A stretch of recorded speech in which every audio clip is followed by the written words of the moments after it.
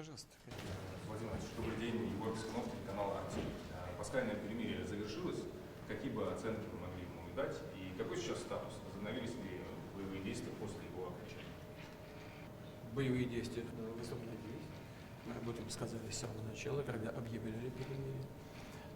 Мы к перемирию всегда относимся положительно, поэтому и выступили с такой инициативой, тем более речь идет о светлых пасхальных днях.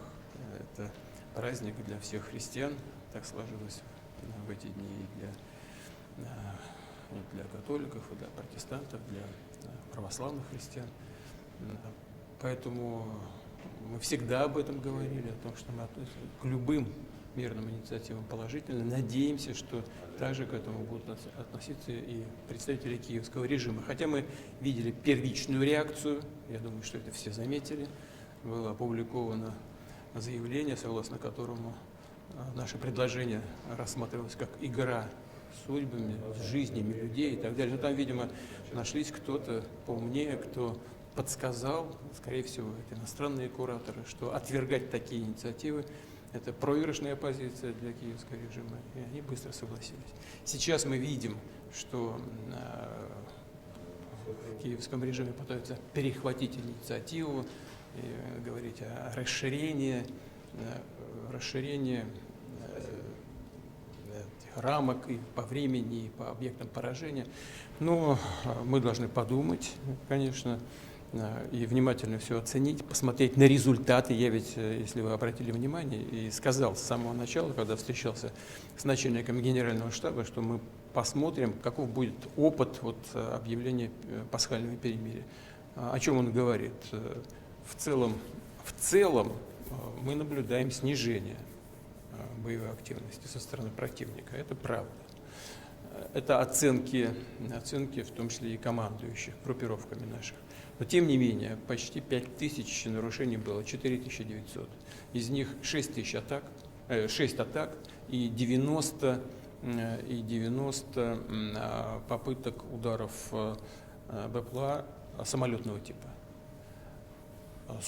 100 тысяч, по-моему, 400 артобстрелов. Но в целом все-таки снижение активности имело место. Мы это приветствуем и готовы посмотреть на будущее. Что касается предложения не бить по объектам гражданской инфраструктуры, с этим надо разобраться. Ну, например, всем хорошо известен удар наших вооруженных сил по Конгресс-центру, по-моему, Сумского университета. Гражданский это объект или нет? Гражданский. Но там проходило награждение тех, кто совершил преступление в Курской области. И подразделений ВСУ, и националистов. И это те люди, которых мы считаем преступниками, которые должны получить заслуженное возмездие за содеянное в приграничной области, в том числе в Курске. Они и получили это возмездие. Это было сделано именно для того, чтобы их наказать. Но это гражданский объект или нет? Но режим использует эти гражданские объекты. Или совсем недавно, несколько дней назад, в Одесской области был нанесен удар нашими вооруженными силами. Это небольшой населенный пункт в Одесской области, 82 километра, по-моему, от Одессы. Ну и что? Что это за объект? Сельхозобъект, ангары, сельхозпредприятия.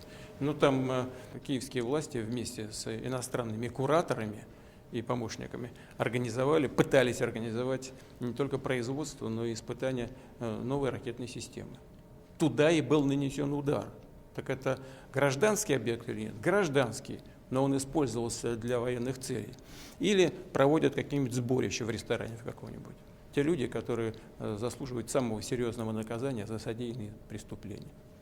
Такое тоже было. В ресторане проводят сходки, собрания, совещания, что-то отмечают, там, водку пьют и так далее. Вот туда тоже был нанесен один из ударов. Это гражданский объект, гражданский. Но цель какая? Военная. Вот с этим нужно разобраться. Это все предмет для такого тщательного исследования. Может быть, и в двухстороннем порядке, в результате диалога. Мы этого не исключаем. Так что мы все это проанализируем и будем принимать соответствующие решения. на будущее. Владимир Владимирович, Александр Юношев Лайв. Из Ватикана приходят скорбные известия. Умер Папа Римский, вы с ним встречались неоднократно, уважаете друг друга, он выступал с разными инициативами. Вот можете вспомнить, вы уже послали телеграмму с соболезнованиями, но можете еще раз пару слов сказать об этом человеке? Ну, вы правы. Это человек, который относился к России в высшей степени положительно. Это я могу точно сказать. Мы с ним неоднократно встречались лично и поддерживали отношения через различные каналы. Это человек, хочу подчеркнуть еще раз, который в высшей степени положительно относился к России. И мы это будем помнить.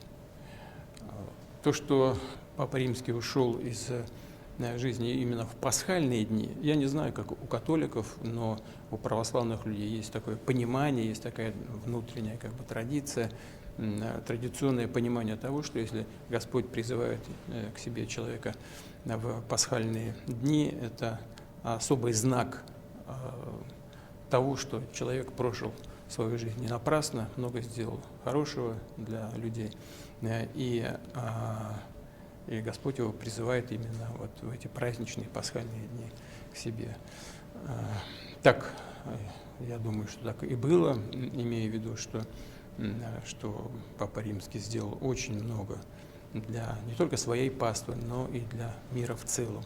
Мы приносим самые глубокие соболезнования всему христианскому миру, ну и прежде всего, конечно, католикам. Владимир Владимирович, как вы относитесь к тому, что европейские чиновники угрожают уже европейским лидерам по поводу приезда в Москву на 9 мая? Ну, для того, чтобы угрожать, нужно иметь необходимые инструменты для того, чтобы осуществить свои угрозы. Первое. И второе, нужно быть готовыми применить эти силы и средства для того, чтобы их реализовать. Есть ли все это у каких-то европейских чиновников, я не знаю.